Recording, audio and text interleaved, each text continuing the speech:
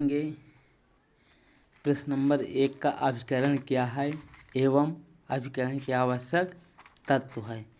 पाठ है 5 में क्या दिया? अभिकरण, परिभाषा, प्रकार एवं पर्यवसान। अब इसे पढ़ते हैं। इसमें दिया क्या है कि इसके क्या क्या तत्व हैं। संविदा विधि की धारा 182 के अनुसार मालिक और अभिकर्ता के संबंध को अभिकरण कहते हैं। एंसन के अनुसार यद्यपि सामान्य नियम यह है कि कोई व्यक्ति किसी अन्य व्यक्ति से संविदा करके किसी तीसरे व्यक्ति को न तो अधिकार दे सकता है और न ही दायित्व लाद सकता है, परंतु नियोजित किए जाने पर वह इस उद्देश्य से अन्य व्यक्ति का प्रतिनिधित्व कर सकता है कि तीसरे पक्षकार से उसके विधिक संबंध स्थापित करें। इस उद्देश्य के लिए नियोजन को अभिकरण कहते हैं।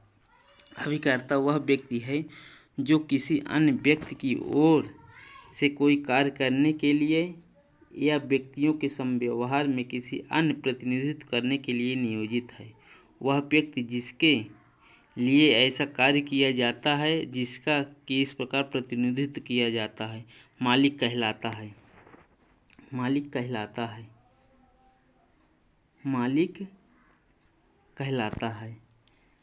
अभिकर्ता मालिक की ओर से कोई कार्य करने या पर व्यक्तियों के समव्यवहार में मालिक का प्रतिनिधित्व करने के लिए नियोजित किया जाता है। जो कार्य अभिकर्ता द्वारा अपने मालिक की ओर से किया जाता है और वह उसके प्राधिकार क्षेत्र में होता है, वह मालिक पर बंधनकारी होता है और किसी तत्प्रभावी संविदा के अभाव में वह उस अभिकर्ता को बंधनकारी नहीं होता है। अभिकरण के आवश्यक तत्व। पक्षकार। इसके निम्न 2 पक्षकार होते हैं, नियोक्ता तथा एजेंट। मालिक को एजेंट नियुक्त करने का सामर्थ्य। विधिमान अभिकरण के निर्माण के लिए मालिक का संविदा करने में सक्षम होना आवश्यक है। धारा 183 के अनुसार कोई भी व्यक्ति जो उस विधि के अनुसार जिसके अधीन वह वयस्क है और स्वस्थ चित्त का है, अभिकर्ता नियोजित कर सकता है। एक अवयस्क अभिकर्ता नियुक्त नहीं कर सकता है। नियोक्ता द्वारा आकृति होना। पक्षकारों के बीच एजेंसी तभी हो सकता है जब नियोक्ता उसे अधिकार प्रदान करे। कोई भी व्यक्ति अभिकर्ता हो सकता है, परंतु यह उल्लेखनीय है कि अभिकर्ता को संविदा करने में सक्षम होना आवश्यक नहीं है। एक पक्षकार को दूसरे पक्षकार की ओर से आशय अवश्य होना चाहिए, प्रधान के प्रति उत्तरदायी होना चाहिए, दोनों में वास्तविक संबंध होना चाहिए, प्रतिफल आवश्यक नहीं है। एजेंसी अभिकरण की स्थापना के तरीके की व्याख्या कीजिए। एजेंसी की स्थापना निम्न तरीकों से किसी भी तरीके से की जा सकती है। अभिव्यक्ति नियुक्त द्वारा। पहला अभिव्यक्ति नियुक्त द्वारा। अभिकरण की उत्पत्ति का सबसे सरल तरीका यह है कि मालिक अभिकर्ता को संविदा करने का स्पष्ट प्राधिकार देता है। जब प्राधिकार लिखित शब्दों में दिया जाता है तब उसे स्पष्ट प्राधिकार कहते हैं। एक अभिकर्ता नियुक्त करने के लिए विशेष प्रपत्र की आवश्यकता नहीं है, परंतु कुछ मामलों में दस्तावेज आवश्यक होते हैं। उदाहरणार्थ मुख्तारनामा, एक अधिवक्ता वकालतनामा निष्पादित कर नियुक्त किया जा सकता है।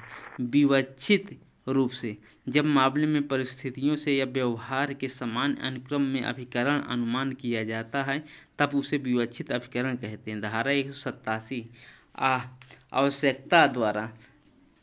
कोई व्यक्ति खास परिस्थितियों में दूसरे व्यक्ति के अभिकर्ता के रूप में कार्य कर सकता है।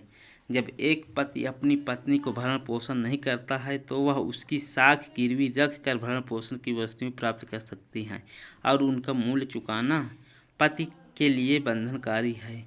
विबंध द्वारा भी अभिकरण की उत्पत्ति होती है। समर्थन द्वारा। धारा 196 के अनुसार जहाँ की कार्य एक व्यक्ति द्वारा किसी अन्य व्यक्ति के निमित्त किंतु उसके ज्ञान या प्राधिकार के बिना किए जाते हैं, वहाँ पर्यावरण कर सकेगा। ऐसे कार्यों का अनुसमर्थन करें कि अनंगीकार करें। यदि वह उनका अनुसमर्थन करता है, उनके पैसे ही प्रभाव होंगे, मानो कि वे उसके प्राधिकार से किए गए हों। अतः यदि कोई अभिकर्ता मालिक के प्राधिकार के बिना कोई कार्य करता है तो मालिक उसके कार्य का अनुसमर्थन करके ऐसी संविदा से उत्पन्न अधिकारों एवं दायित्वों को स्वीकार कर सकता है। अनुसमर्थन व्यक्तिगत हो सकेगा एवं आचरण से विवक्षित हो सकेगा। अनुसमर्थन द्वारा अभिकरण का क्या अर्थ है, व्याख्या कीजिए। अनुसमर्थन द्वारा अभिकरण एजेंसी से तात्पर्य संविदा विधि द्वारा धारा 196 में वर्णित है, जिसके अनुसार जब एक व्यक्ति दूसरे व्यक्ति के निमित्त किंतु उसके ज्ञान या प्राधिकार के बिना कोई कार्य करता है तो उस व्यक्ति को उसके निमित्त कार्य को किया गया है वह विकल्प प्राप्त है कि चाहे उस कार्य का अनुसमर्थन करे या अस्वीकार कर दे। यदि वह उसका समर्थन करता है तो उस कार्य का वैसा ही परिणाम होगा मानो वह कार्य उसके प्राधिकार से किए गए थे और उस कार्य से आबद्ध हो जाएगा।